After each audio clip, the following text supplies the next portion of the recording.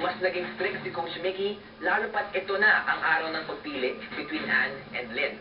Malayo ang bahay ko. So, nung nagising ako parang 2 oras na lang, start na. Pagdating ko, so, ay, medyo maaga pa ako. Parang may 5 minutes late lang naman ako. Naku, Ann, di ba sabi bawal malate? If it's a wild card, you should be 30 minutes earlier. You should go for it.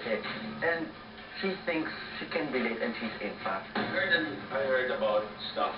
Who was late today? Okay, Anne. Late again. Okay, never mind. Stand up na. Bring your stuff and leave. Because you're out.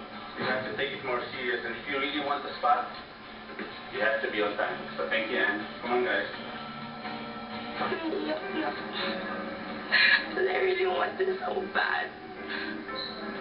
Tapos, parang I feel so embarrassed because I really wanted this. I should have woke up early and I learned my lesson. After umalis ni Ann, nagpatuloy na ang rehearsal.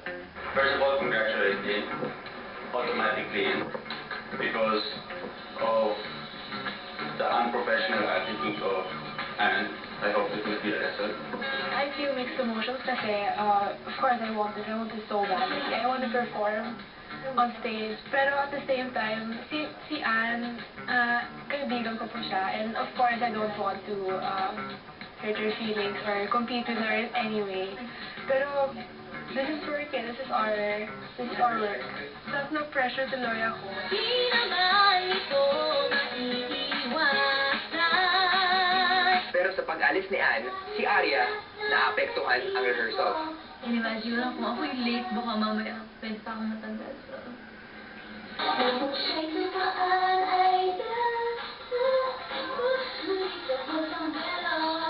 Up to now, even though you have a good voice, the lyrics, mali-mali ka pa rin. You have to study your song. Disappoint lang ako sa sarili ko. I know na kaya ko pang mas galingan, pero ayaw lumabas. I really tried, and alam ko dapat walang excuses.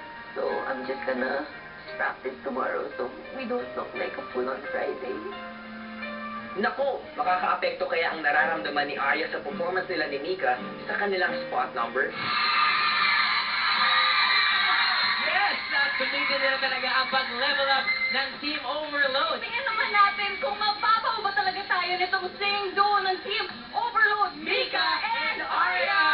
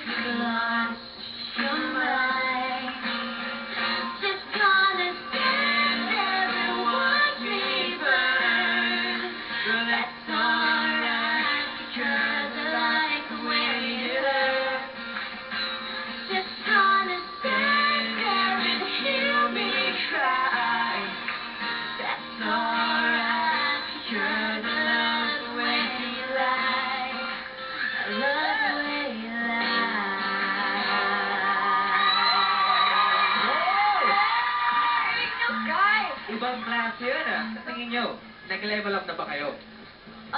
Sa tingin ko, oo, kasi first time ko mag-play ng instrument live. Yeah, same sa akin yun. So, finally, nakatugtog na ako ng guitar. Wow, thank you guys! Susunod na, nag-work kaya lahat ng pinaghirapan nila sa auditions at rehearsals. Huwag na maglipat dahil up next na yan dito lang sa... Shout out!